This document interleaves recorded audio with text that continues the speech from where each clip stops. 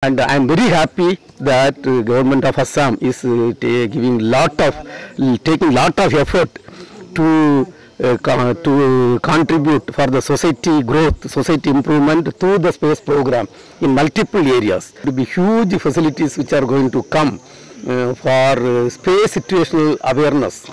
Basically, space situational awareness is nothing but through a set of radars. We are going to monitor all the objects which are in the space, including satellites.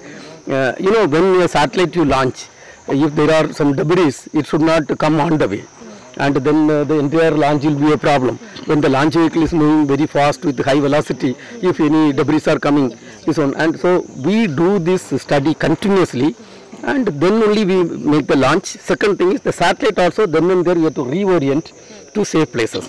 Ebar ami budgetot Ohomor eta state satellite Assam set hisabe ami budget prostab ami rakhisil aru